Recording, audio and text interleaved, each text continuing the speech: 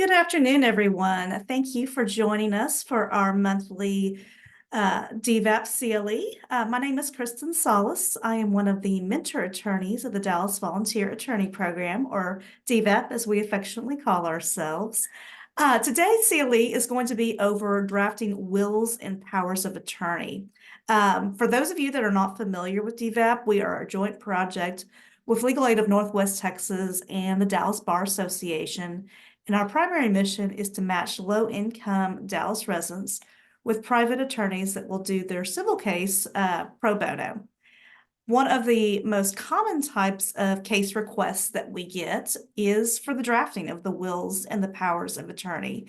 And in my opinion, it's probably one of the easiest ways to actually get started doing pro bono work.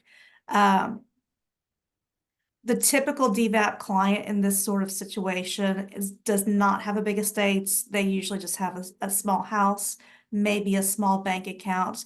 But even with that, they still need to have estate planning done to let folks know where property is going to go when they pass. Without having those documents, a lot of times we end up in an intestate situation where our clients don't have the resources to get those done. And sometimes that house that mom has just languishes because nobody can has the resources to get it probated. So hence the importance of getting a will done to make it easier for the family. Our speaker today is Brandy Baxter Thompson. She is a sole practitioner here in Dallas. She is board certified in estate planning and probate law. And she handles both contested and uncontested probates, trust, guardianship matters, as well as estate planning. She has been recognized by her peers as a Texas super lawyer. And in 2018, she was awarded the DVAP Ken Fuller Outstanding Mentor Attorney Award for her service to the staff at DVAP. She earned her BA from Austin College in Sherman and her JD from Texas Wesleyan, now Texas A&M Law School. So she is a wealth of knowledge on estate plannings. And if you have questions along the way, please put them in the Q&A at the bottom. And if Brandy has time at the end, she'll get to those at the end. So without further ado, I will turn it over to Brandy. Thanks, Kristen. I appreciate the introduction. And I always appreciate the opportunity to speak to this group and to help out DVAP.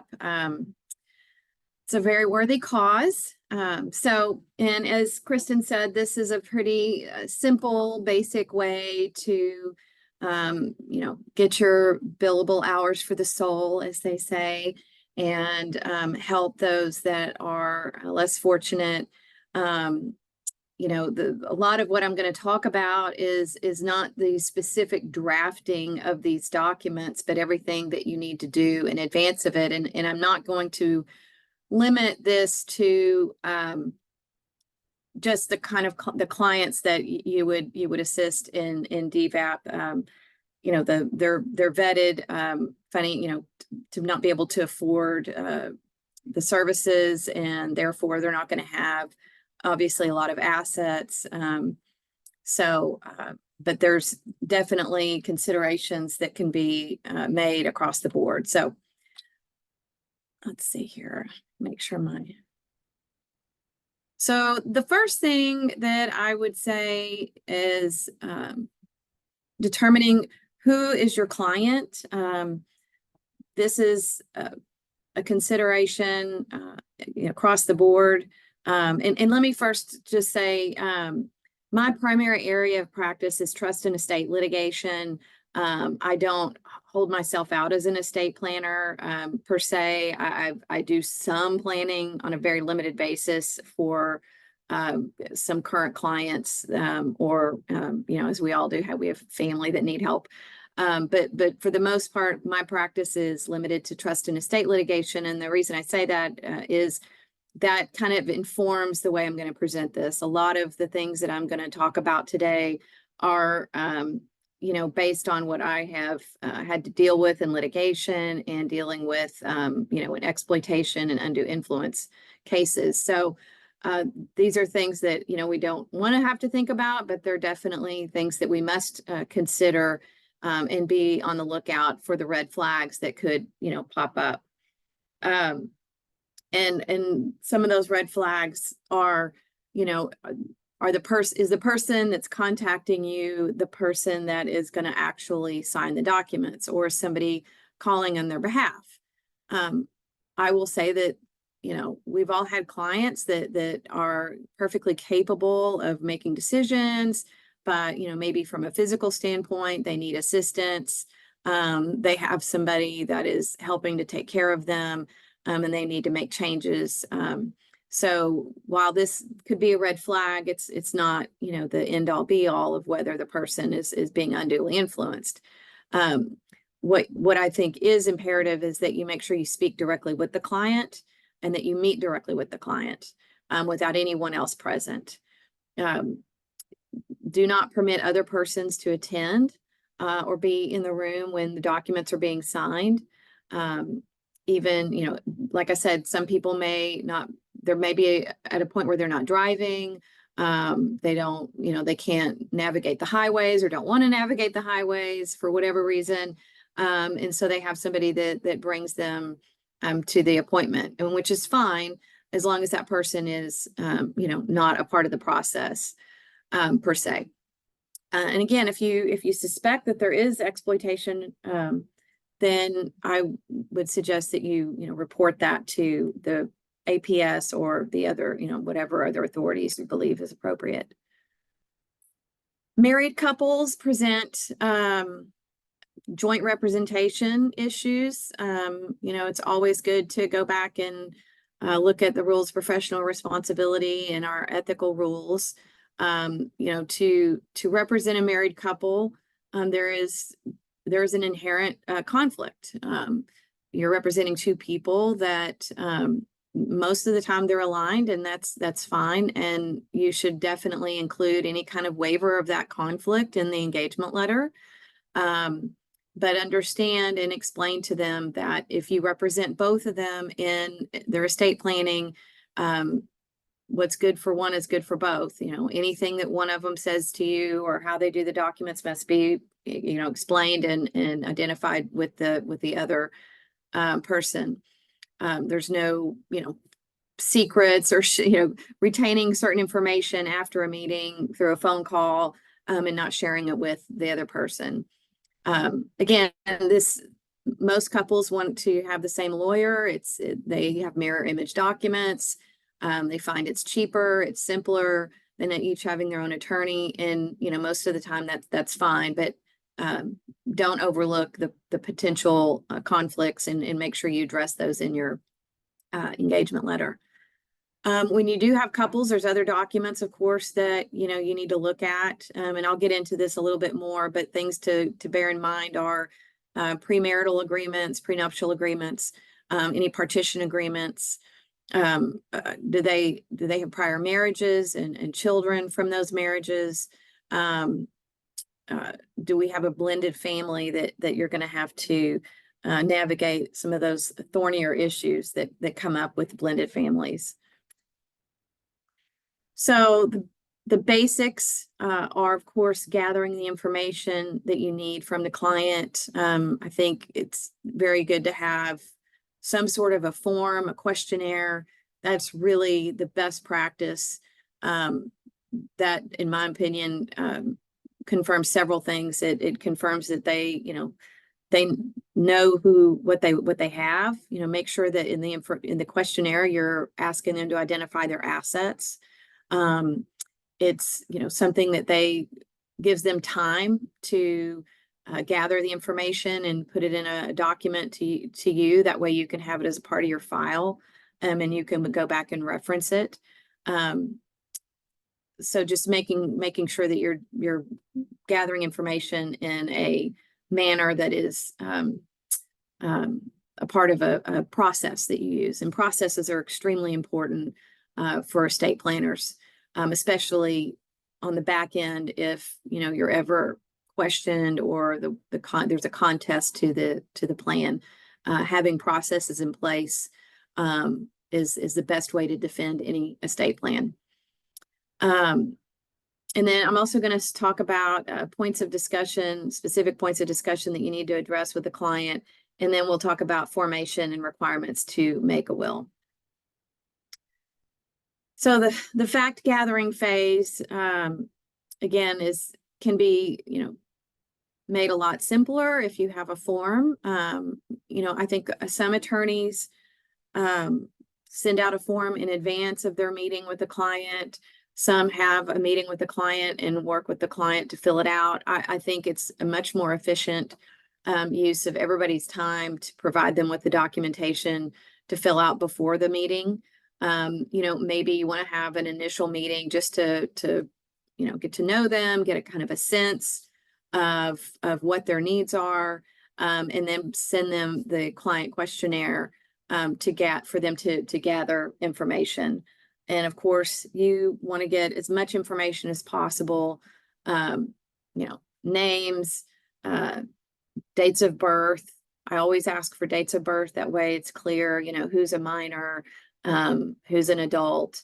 Are there any children with special needs or that have been adopted? And then, a lot of times if they want to put a plan in place that's going to be for the benefit of multiple generations, you want to make sure you have the same considerations for the grandchildren. Are there any minors? Are there any with special needs? And then the question that is kind of answering that can be touchy is to make sure that you go through whether there are any estranged children or grandchildren. This is these are delicate questions, but we're in an attorney-client relationship with these individuals and are necessarily being given and provided substantial private personal information. And so we really have to make sure that we go that extra mile and dig into confirming that these are all of your children. You don't have any children that are not identified here, etc. Because I'm sure everybody on this CLE has had this happen. I know I have. Where if they're estranged, a lot of times they're just kind of swept under the rug and not even mentioned. And you definitely want to make sure that all of those children are identified. One of the elements of testamentary capacity is knowing who your family is, knowing who the natural objects of your bounty are.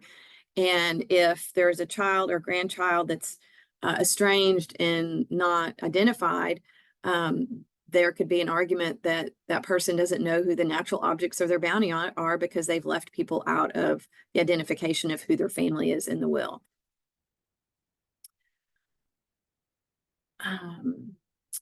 If you have minors or special needs beneficiaries, obviously those are some documents that are beyond the scope of what you're going to deal with in a DVAP case, but in your own practice, those are considerations that you need to make and confirm that you're not going to leave an asset to an individual who is on governmental benefits and thereby disqualified because of the gift. There's obviously, there's plenty of ways to leave money for the benefit of someone that is receiving governmental benefits without disqualifying them. If that's something that's outside of your knowledge and area of expertise, then I would strongly encourage you to seek advice or refer that client to somebody that does specialize in that. There's plenty of attorneys around town that are very well versed in that area. Gifts to classes, I think it's extremely important to make sure that you identify the classes. Don't have them leave all of their assets to their nieces and nephews. I mean, that's effectively creating a need to have a determination of who those individuals are in order to effectively distribute those assets to that class. So making sure you identify those individuals is going to be very helpful. If they have any charitable inclinations, make sure you have the appropriate name of the charity and that name is identified in the documents. And then again, as I said earlier, identify any of the estranged children or grandchildren. And of course, in addition to knowing who the natural objects of your bounty are as a part of your testamentary capacity, they also need to know what they own. And again, that's part of this process with gathering information, identifying their assets and confirming whether or not they have such assets. I always, I don't just ask people to give me, a list of their real property. You take it a step further and ask to confirm whether or not they have any property outside of Texas. And I also am very careful to ask about whether they have oil and gas, to make sure that that's also addressed. If there's any tangible personal property that is specific, collections, valuables, quite frankly, sometimes, family heirlooms that don't necessarily have a significant dollar value, but are of deep personal value, making sure those those items are addressed. Do they have, cash, securities, IRAs, 401k, brokerage accounts? That really provides you with an opportunity to go into a discussion about the difference between probate assets and non-probate assets, in making sure that however their estate plan is drafted, it aligns with their beneficiary designations for their non-probate assets. I had a client, this was years ago, who had a will that left everything in trust to an individual, but all of their assets, virtually all of their assets, were non-probate assets that I gave that person the asset as, they were the designated beneficiary of the asset. And so there was a complete conflict between the will and the non-probate assets. So it's very important to gather all that information. And I, instruct clients to, get the beneficiary designation paperwork, make that a part of the file so that, I can confirm that, yes, whoever is designated as a beneficiary of those assets, it doesn't conflict with the way the plan has been outlined in the will or trust. Making sure that they, if they have a safe deposit box, that they know what's in it, and that there is a method to access that after their death. There is documentation at banks that allows you to name somebody that can have access, but not necessarily ownership of the box. There's certain banks in town that are very persnickety about obtaining access of a deposit box after death, even with a court order. So, if you want to avoid the expense and the gnashing of teeth that will happen if you have to go through the court to get an order to open a box, just make sure that they have somebody, and quite frankly, whoever they're naming as their executor, it makes sense that that person should be able to access their box. If they trust them to administer their estate, then they should trust them to have access to that box. And then, of course, identifying if they have interest in any privately held entities, and then obtaining the records for those entities. How did those assets pass? Is there a company agreement that says that the other owners have a right of first refusal to purchase the asset? Is there an appraisal process as to identifying how much, what the value of that asset is? Those are things that, you're going to want to know, because if you end up representing the person that is, applying to probate the will, they're going to need to understand how that works. There's a lot of things to consider and discuss with the clients with respect to their assets, of course. If they've got out-of-state real property, the best practice is to hold that in a revocable trust to avoid multiple probates. You want to confirm whether any of the property is co-owned and with whom, and what is the client's interest. Identify the oil and gas, mineral rights, and then, explain the homestead rights of the this, of whoever the surviving spouse is going to be. I kind of walked through the tangible personal property and the non-probate accounts. The other thing too is explaining to them, what does it mean to appoint the estate or a trust as the beneficiary of those assets? You know, there might be that might be the preferred method to distribute them if they want those assets to be held in trust. If they don't have a surviving spouse, and they're leaving it to, you know, children or other beneficiaries, then that might be the best way to handle that. All right, we kind of went through the safe deposit box, privately held entities, you know, do your due diligence. You know, there are clients that are sophisticated and operate businesses, and they work with their CPAs, and they, you know, dot their I's, cross their T's, and they've got everything in order, and that's great. It's good to be able to confirm all of that and know that things are being handled appropriately. On the other hand, there are individuals who pull a document off of the internet and they sign it and they put it in a drawer and they never look at it again, and they haven't done anything to comport with what needs to be done with respect to the entity. You know, and so those are some things that you need to check on and work with the client on, if that is the case. All right, gathering information about who the beneficiaries are. You know, with respect to, oh, and I love to throw in these little New Yorker cartoons. I thought this one was so funny. Everything I have, son, I have because your grandfather left it to me, and I see now that that was a bad thing. So make sure that you're gathering, oh, excuse me, I'm going to go back here. Identifying the beneficiaries. I think the thing that's really important is to not just have a first line of beneficiaries, but who are your alternates, and then who is an ultimate beneficiary if everybody passes. And, you know, sometimes that's a hard conversation to have when you have a young couple that have, you know, small children.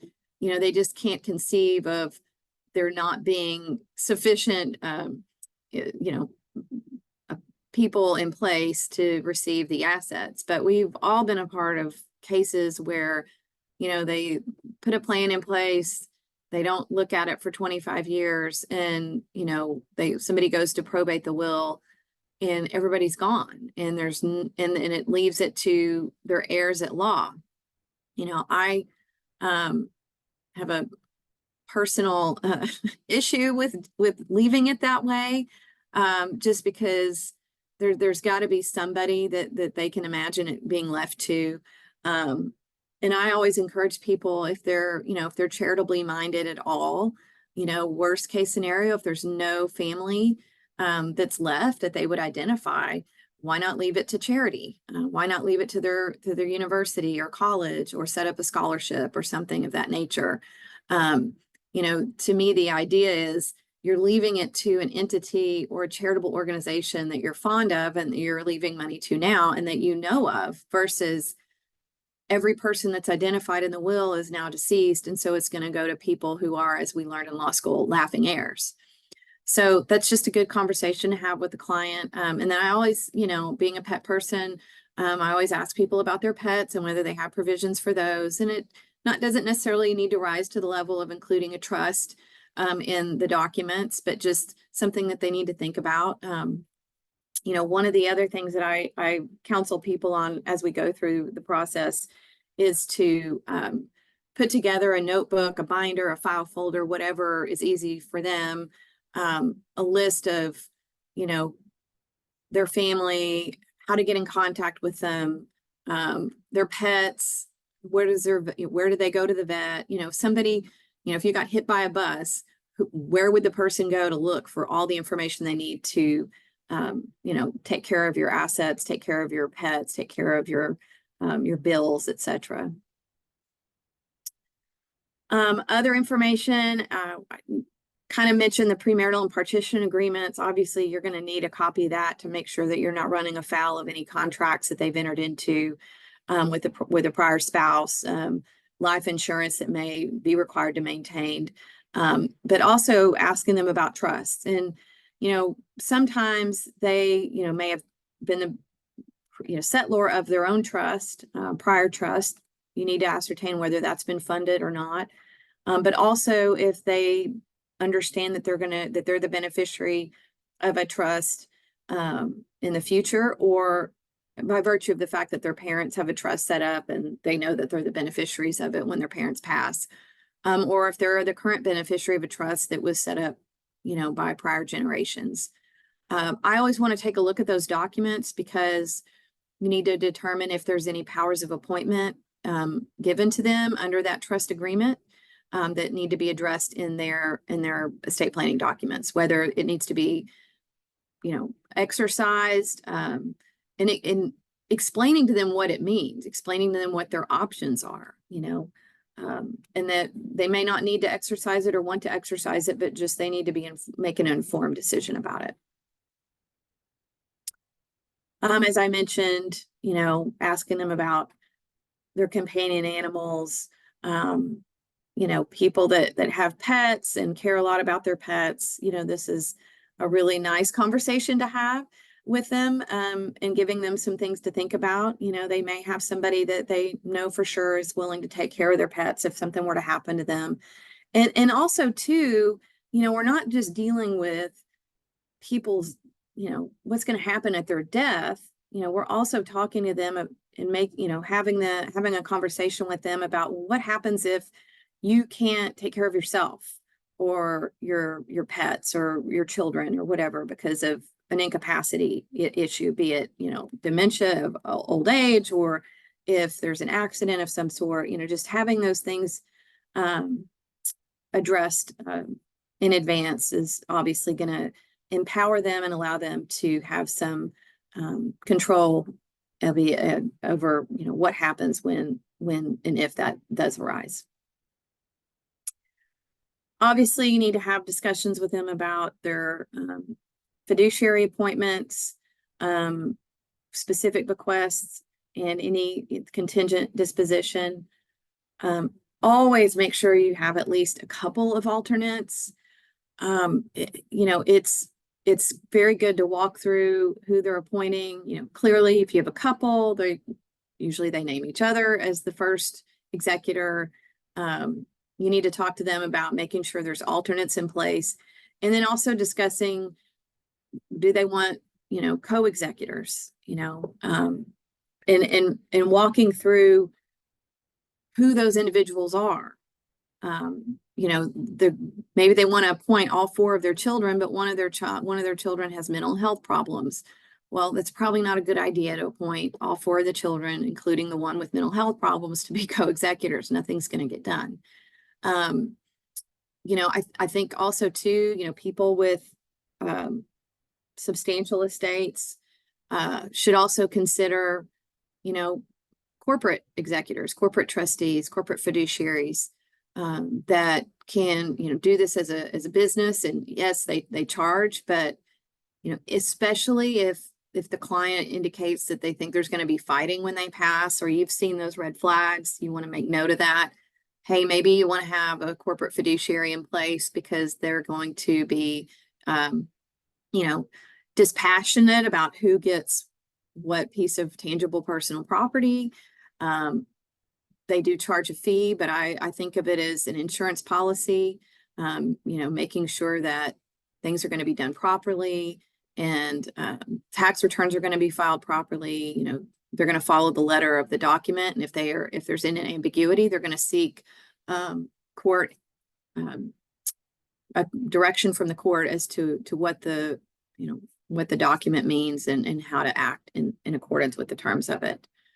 I think they should have a conversation with the person that's going to be appointed as well, and making sure that person wants to be appointed. You don't want to have a situation where they've appointed an alternate and that person, has no desire or is disqualified. We do have new laws in place that allow for someone that's been convicted of a felony to serve as executor, but there's still some hoops that you've got to jump through to make sure that that happens. Another conversation that you need to have with them is about executor compensation. It is quite frankly mind-boggling to me that so many parents want to foist the duty and responsibility of being an executor upon their children and then not have them be paid for it. I think for whatever reason they find it distasteful, but I think they just need to understand, the nature and extent of what is going to be involved, and your ability to explain that to them clearly, is determined by how much information you have about their assets, how much information you have about the family, how much information you have about the nature of what those assets are. Is this an estate with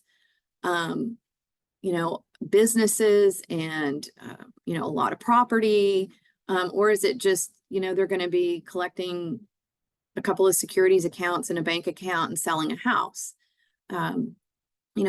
Those kinds of things are definitely to be considered in determining compensation.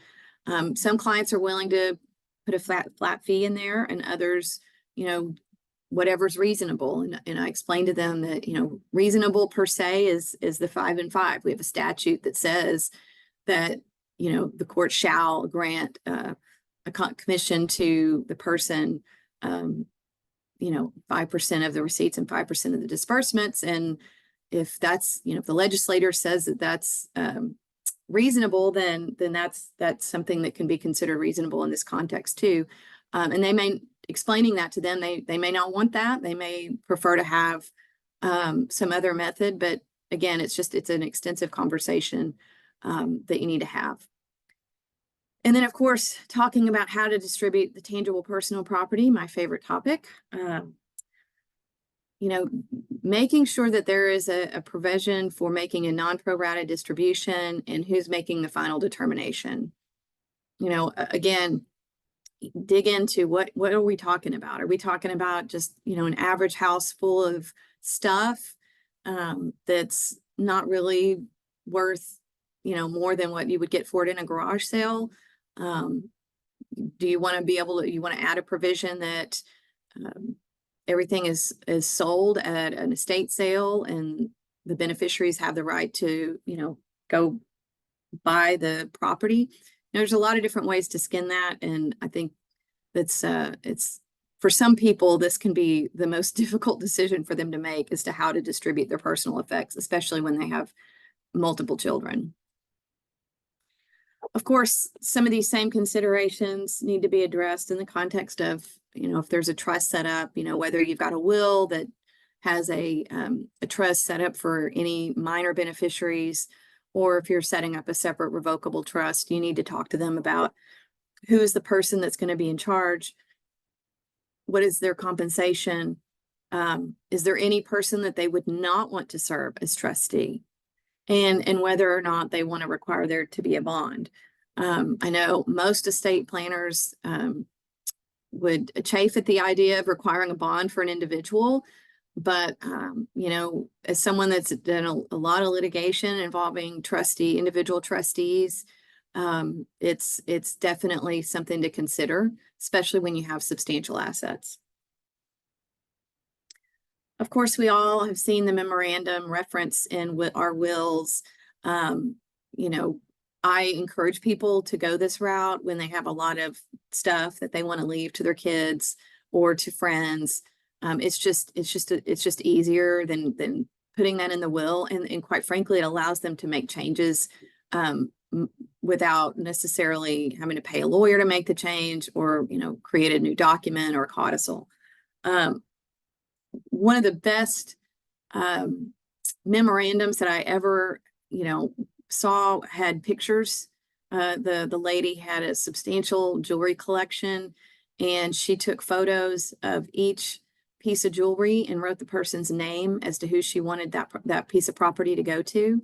And that was a really efficient way. It left no room for error as to which piece of jewelry was going to each individual. So if they've got something of that nature, then that's definitely a great way to handle it. And then, of course, specific bequests, you know, making sure that they understand the difference between all of my jewelry and a specific item. And with real property, making sure they understand if this is sold, the cash that results from the sale of that property do not go to the beneficiary. Unless you provide otherwise. But they need to understand if you leave, you know, 123 Willow Lane to the daughter, and they sell that property, and that gift lapses if there's no other provision. And then, of course, the contingent disposition that I mentioned earlier, you know, just avoiding leaving everything to heirs at law as an ultimate distribution. Again, it doesn't happen very often, but when it does happen, it's usually results in a lot of time and expense, you know, because everybody they've named is passed. So you want to try to help them avoid that problem. All right, so we'll just go through some of the code sections. I'm going to look here. I think there's a question regarding the slides. I will let Kristen address that after, because I'm pretty sure that they can be emailed out, but I'll let her confirm that. Who may execute a will? Well, in Texas, as long as you are of sound mind, and you're over the age of 18, you can execute a will. For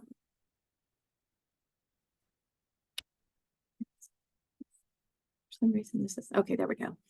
The will, in order to be a valid will, it needs to be in writing. In writing meaning, you know, we don't have a non-cupative will any longer. That was abolished, and an oral will that was abolished some years ago. So the will must be in writing. It has to be signed by the testator and another person, or another person on behalf of the testator. So they could direct somebody to sign for them. And must be attested by 2 or more credible witnesses. And credible means that they are not beneficiaries under that will. If they're a beneficiary under the will, they're not a credible witness. And therefore, if there's only 2 witnesses and one of them is a beneficiary under the will, they're going to either have to make a decision about whether they will disclaim in order to make the will effective, or the will is not going to be effective. And one thing I have run across this a couple of times. A self-proving affidavit is not a requirement for a will to be valid. Okay. A self-proving affidavit merely allows the will to be probated without the necessity of the witnesses coming into court in stating that the testator signed it, they declared that this was their will, etc. All the testimony that is required that you see in the self-proving affidavit.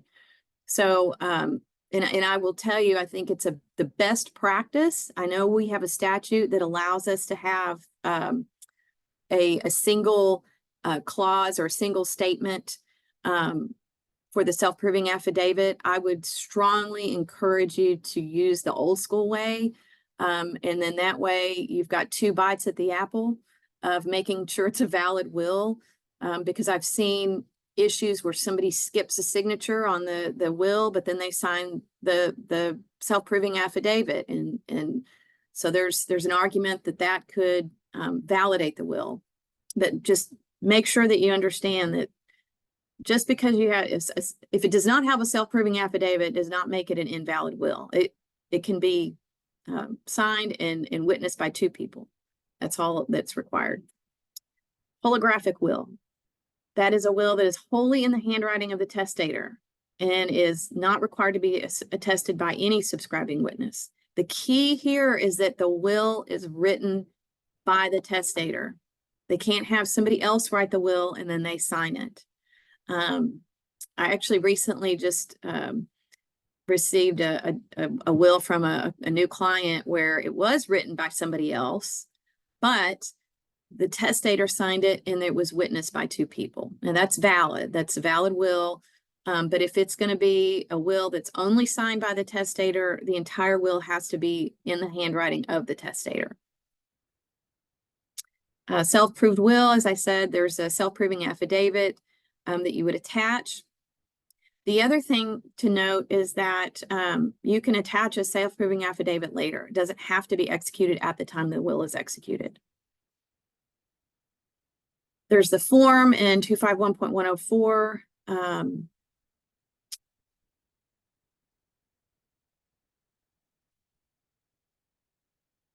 Signature on a self-proving affidavit is considered a signature to the will if necessary to prove that the will was signed by the testator or witnesses or both.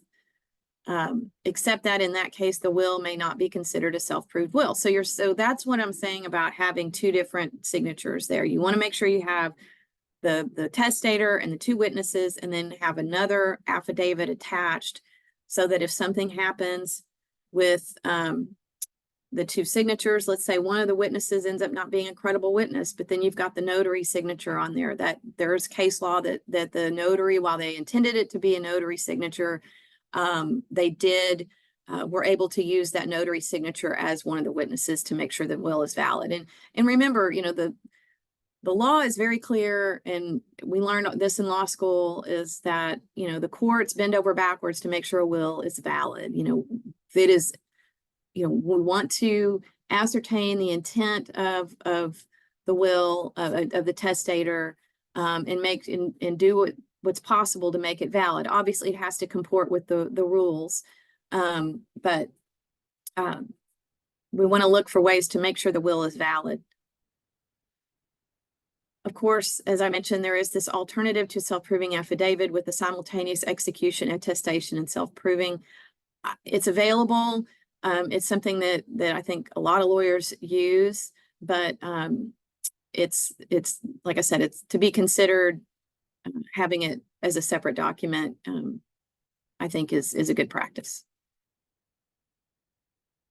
This was a new statute enacted, I guess, a couple of legislative sessions ago, where the testator can authorize someone to designate another executor if all of them are deceased, disqualified, or unable or willing to serve. The designated person can't be someone that would be otherwise disqualified either.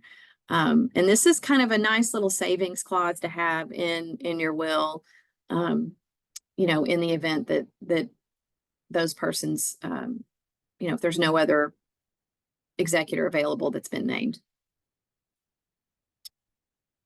Make sure you have the language about an independent administration. Just copy it straight from the code. This is, no action shall be required in any court in relation to the settlement of my estate other than the probating and recording of the will, the return of an inventory, or affidavit in lieu. And that's a clause that we have to have in the will in order for it to be allow for an independent administration. Some things that you need to remember when you're drafting these wills is, again, identifying all immediate family members, included or excluded. Include dates of birth. Do not include social security numbers. I think at one point in time, it was pretty general practice to include social security numbers. If you are, if you find yourself probating a will that is an older will that has social security numbers, make sure that you're redacting those. Those are not required in order for the will to be effective. I think including dates of birth are a good thing, just so that it's very easy to look at it and say, okay, well, this person at this point they're all adults. At the time they may have been minors, but now they're adults. And then also, defining the classes. If I have a situation where the individual is wanting to leave things to the grandchildren, or I go ahead and put that class in there as well. And then, of course, making sure they understand whether or not they want to include stepchildren or adopted children needs to be addressed in the document. And I think all you have to do is say, the following are my children, and identify those people as children, including, stepchildren, adopted children. And and then, make that a term in the document that you reference moving forward. If you want to have belts and suspenders, you can have in your definition section, defining children to make sure it expressly includes the following persons who are my stepchildren or my adopted children. Other things that you want to make sure you consider, as I mentioned earlier, giving the executor authority to make a pro rata distribution of tangible personal property. I think it's key. Consider how to resolve any disputes over the tangible personal property, which unfortunately that's where a lot of disputes arise. Making sure that you have a power of sale listed in the will. And I think some lawyers will include language that says that the executor is given all of the same powers that a trustee is given under the trust code, which gives them the power to sell property. And I think it's also good to declare, include a definition of what is incapacity and what does that mean and how does that determined. There's some individuals that are maybe not legally incapacitated according to our code, but they have mental health issues, they have substance abuse issues. I've had one case where the trust was pretty broadly define this incapacity, and it allowed the trustee to create a trust for a beneficiary who had substance abuse issues. I don't think that person would have been declared incapacitated in a court under our legal definition of incapacity, but because of the way it was defined, it provided the trustee with the opportunity to retain funds in trust for their benefit rather than them, spending it on drugs or being susceptible to influence by other people, just giving the money away, etc. So those are some other things to consider. Codicils. A codicil is a testamentary writing. It has to be executed in the same manner as a will. And it is considered part of the will, and typically you want to include language that it's effectively republishing the will, that it further validates the will. Typically people will execute codicils simply to change to change executors. Maybe they have an individual that's passed away and they just want to substitute a beneficiary for that person, or change a charity name, etc. There's some minor changes without having to go through and redo the whole will. I know we talked about at the beginning, it said talking about powers of attorney, so I'm gonna cover that. I don't have it in the slides, but powers of attorney, I think, can be a saving grace in some respects, and they can be the most dastardly documents that litigators have to deal with in the courts as well. I think having a conversation with the person as to who they're going to appoint as their agent is extremely important, and that they understand the extent to which the person can control their assets. One comment I make to clients is, would you be willing to allow this person to come in and take control of all of your assets today? Would you trust them to have access to your money today? And not that you're suggesting that they do that, but just what comfort level do they have with that? And if they balk at that, then that's something to talk through with them. There was some changes to the statutory durable power of attorney form several years ago to include what we call hot powers. Those hot powers are powers allowing an agent to create a trust, to terminate a trust, to modify a trust, to change beneficiary designations. Now, what's not necessarily expressly included, and probably should be, is, obviously any changes that agent makes need to be in the best interest of the principal. They need to not benefit themselves. But the problem is the document allows them to do those things. And I think there are circumstances where it would be, it's a good thing to give somebody that authority and that power to be able to make those changes in the future, to make those documents in the future. But you know, a couple of things I would consider adding in there is making sure that if you do include hot powers, well, first of all, those hot powers should always be identified in the power of attorney. And if the client does not want to grant those hot powers, they should strike through them. That way, there's no question about somebody coming back later and initialing for that person or making an X for that person. You know, I'm fairly jaded because I've seen a lot of elder exploitation and financial exploitation. You know, but there are some really bad people out there that will do things that would never cross our minds, but what we need to be mindful of. And like I said, you know, making a big X, no, whatever, you know, makes it clear that they're not giving them those powers. I think also making it clear that, you know, under no circumstances can they create a will for that person. I mean, I think we all know that that's a personal power and you can't give somebody the authority to create a will for you. But I think it doesn't hurt to include that kind of language in the documents to say that this, under no circumstances is this person allowed to create a will. The other thing is to talk to them about, you know, if they do have somebody that they want to name as an agent and they want it to be effective immediately, you know, making sure that they understand what authority that person has and what they can do with those assets. So some final thoughts. Ask tons of questions. You know, this is an opportunity to, you know, people are paying us, you know, good money and to do a good deed and a good job for them. You know, make sure you're spending adequate time with them to get into the information and the minutia that you need in order to do the right, prepare the right documents. Listen carefully.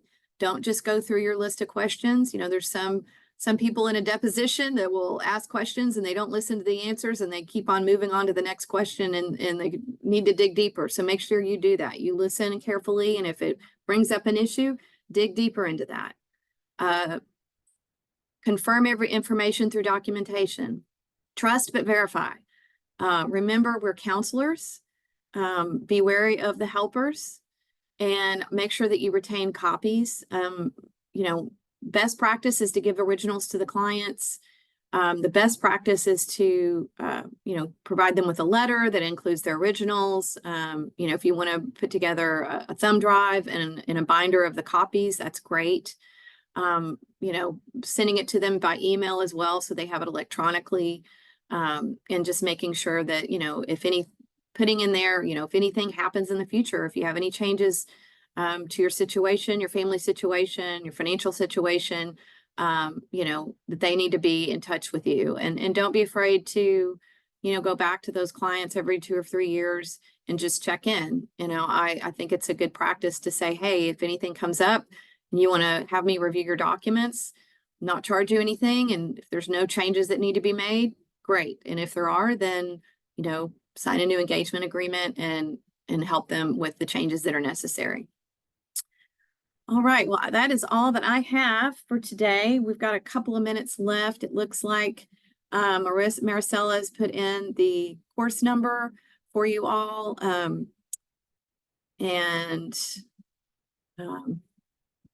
What is the old school way? And I don't remember in what context I said that. So Kate, if you, I apologize.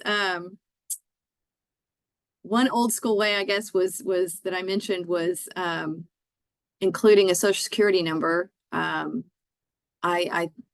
If you're welcome to email me directly, because I'm sorry, I don't remember exactly what exactly I said that was an old school way. But anyway, does anybody else have any questions, comments? Again, you know, the CLE, excuse me, the PowerPoint's going to get emailed. I believe Maricela emailed answered that question. My phone number and my email address are in there, so feel free to send me an email if you have a question that you're too shy to ask in front of everybody else. I'm always happy to help in any way that I can. Awesome. Thank you, Brandy. For those on the call. Sorry for the feedback. The course number is 174-229-691. Again, that is 174-229-691. And you can use that course number to file through your State Bar of Texas profile. It'll also be emailed to you as well as a copy of the slides, which includes Brandy's contact information. It looks like we have one more question for you, Brandy, in the chat or in the Q&A. Oops.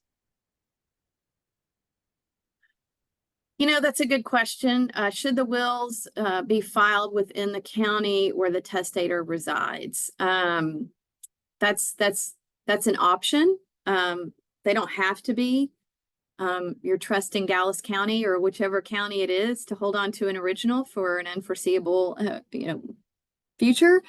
So I think that's just a judgment call. I mean, I think absolutely, if you have the original, if you retain the original for the client and you find out that they've passed away, I would make sure that you deliver the original to the county where they lived so that there's no question about retaining, you having it. And if you may not know who the executor may not come to you to hire you. So I definitely think in that context, you would want to deliver it to the county. But just as a general rule, I think it's just a matter of personal choice. I don't think many lawyers do deposit them automatically with the county. And I don't think most clients would want to do that either. I think they want to be able to have the documents and feel that they're safe with them. So any other questions?